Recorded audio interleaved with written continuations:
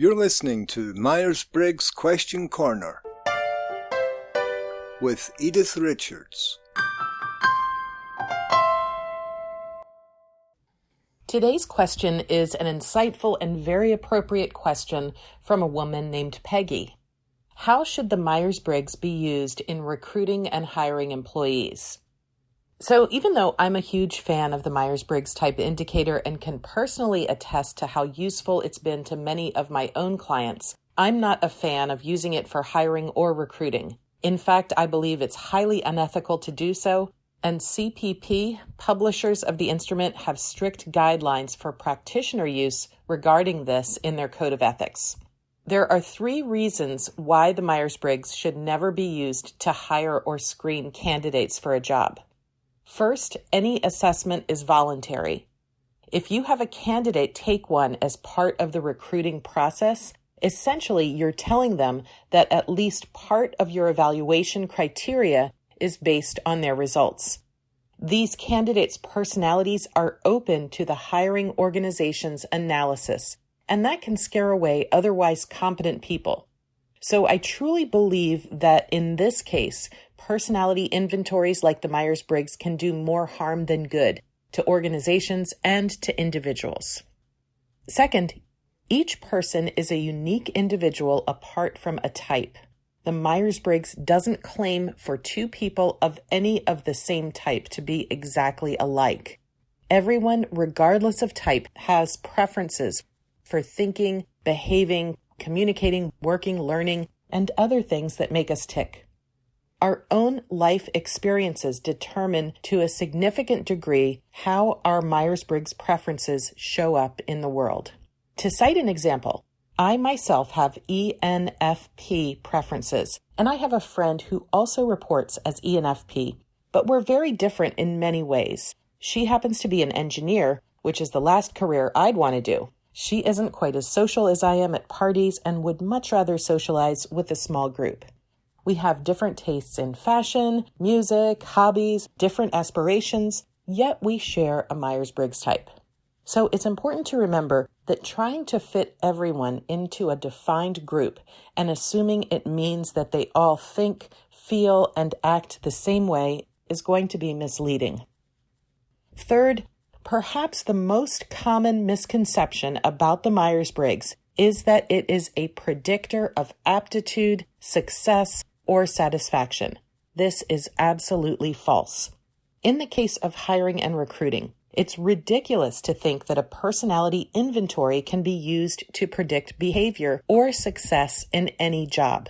The Myers-Briggs is not a predictive instrument and should never be used as such. It does measure your preferences on 4 broad-based dichotomies. Unfortunately, some people who use the instrument do not fully explain the concept of preferences to ensure an understanding of the dichotomies. The proper verbiage is not "you're an introvert," but "you have a preference for introversion." We all at times behave in manners counter to who we are most naturally. Just because you prefer introversion and thrive in quiet spaces and need time alone doesn't mean that you can't function perfectly well in an extroverted environment where people talk and process verbally with each other, laugh, and are expressive. People of many different Myers-Briggs types excel at the same jobs for different reasons, so it's unfair to pigeonhole people based on their personality type. The Myers-Briggs was never intended to measure, but rather to start a conversation and thus provide a foundation for better understanding and human interaction. In my opinion, the best use for the Myers-Briggs is for self-reflection and self-awareness. If it's administered and interpreted correctly by a certified practitioner, it can be tremendously useful for discussing how people vary in their personalities and help with an understanding of other people's perspectives. It's important, though, not to overinterpret the results and that limitations of the assessment are discussed.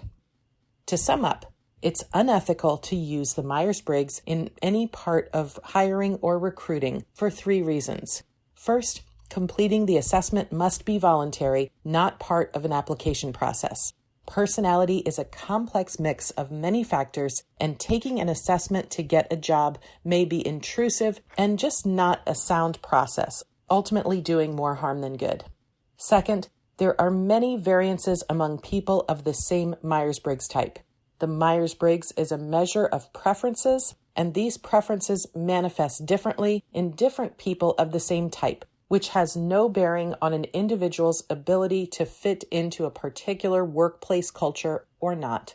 Third, the Myers-Briggs isn't a measure of success of any kind and doesn't predict whether someone will do well in a position. I would be very suspicious of a company that uses the Myers-Briggs as part of their hiring process. Are they looking for a particular Myers-Briggs type, or are they looking for my experience and expertise? To read more about the ethical administration of the Myers-Briggs, please visit the Myers-Briggs Foundation at www.myersbriggs.org. A big thank you to Peggy for today's question. Thanks for listening to this episode. If you'd like to hear more, or you'd like to submit a question yourself, then you can find us at www.atopcareer.com. Until next time. MBTI and Myers-Briggs are registered trademarks of the MBTI Trust.